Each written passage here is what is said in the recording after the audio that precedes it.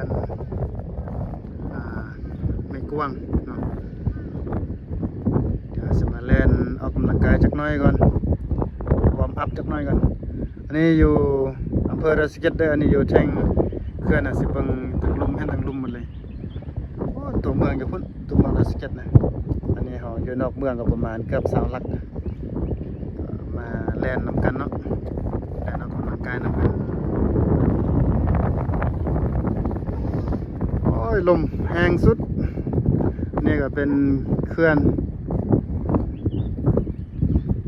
พุ่นทางออกทางเข้ามาเมื่อกี้ก็อยู่พุ่นน่ะมีคนมาแล่นหลายอยู่แต่ก็เจ้ามาเซาแล้วก็คนก็กลับแล้วนะจากใหญ่มาก็ไกลสำได้เนาะว่าไงเหนื่อยไหม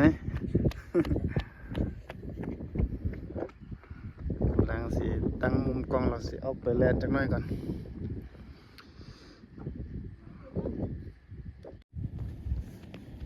วอร์มอัพเห็นไหมเห็นเต็มไหมเดินลงไปได้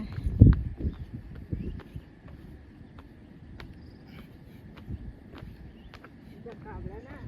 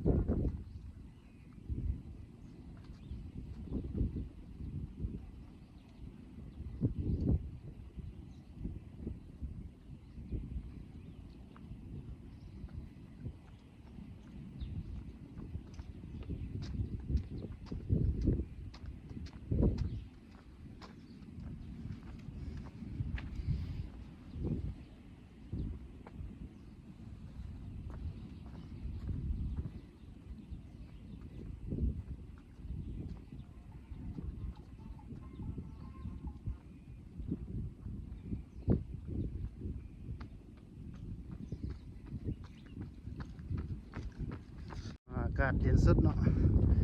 มื้อนี้มาแล่นก็ใส่ทรงขายาว ที่จริงว่าจะใส่ทรงขาสั้นนั่นแหละแต่ว่าลมมันแห้งเนาะอยู่เทิงเขื่อนลมมันแห้งแล้วก็มันหนาวเด้อเลยใส่เป็นทรงขายาวน่าใส่ทรงขายาวอย่างหนาวตอนลมมันแห้งเด้อเบิ่งบรรยากาศรอบๆ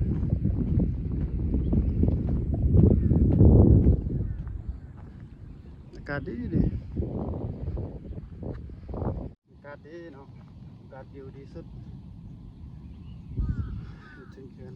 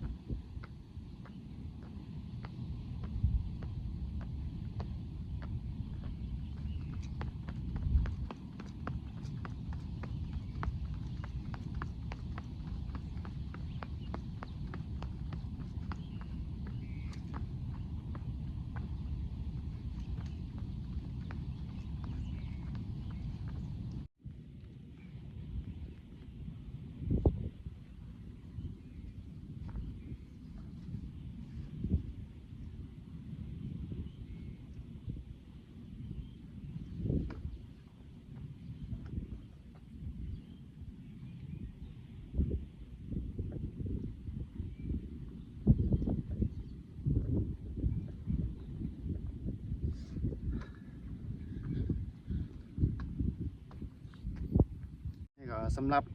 คนที่มาเชียงใหม่เด้อมาเที่ยวเชียงใหม่ก็สามารถมาแล่นออกกำลังกายได้ตอนเช้าตอนแรงอยู่หน้าเขื่อนหน้าวิวก็สิประมาณนี้แหละเนาะตามที่เห็นนี่พูนแล้วก็มีบอนท่องเที่ยวได้บอนถ่ายรูปไล่บอนมีเขาเจ้ามีบอนจอดรถให้อย่างดีเลยก็เลยมาเชียงใหม่ก็มาแล่นออกกำลังกายอยู่พี่ได้เด้อคนบ่ค่อยไล่เท่าได้เป็นแลนด์มาร์คเลยการท่องเที่ยวมีบอนเที่ยวได้ไล่บอนโอ้ยเมื่อยตามวัดพอได้เหงื่อเนาะมื้อนี้ก็ประมาณครึ่งชั่วโมงมาแล่นจากนั้นก็สิกลับกับเพื่อนละเพราะว่าแดดเริ่มออกแล้วเนาะแดดเริ่มออกแล้วจากนั้นก็สิฮ้อนอันนี้ก็มาแล่นได้ประมาณครึ่งชั่วโมงแหละนี่เด้อบรรยากาศคักเนาะมันจะมีบอลถ่ายรูปเดี๋ยวจากนั้นเราจะขึ้นไปบอลถ่ายรูปจะเป็นสะพานแคว้นมักหัวใจเนาะที่กระเจ้ามักถ่ายรูปเป็นแลนด์มาร์คของเชียงใหม่จากนั้นเราจะไปถ่ายรูปอยู่ฮั่นบรรยากาศดีตอนเช้าแล้วก็ FC เด้อ FC สองสบายเลิศแนลอย่าลืมกดไลค์กดแชร์ให้ได้อากาศดีตอนเช้ามาสู่บรรยากาศภายนอกให้ธรรมชาติบำบัดเนาะเงียบสงบ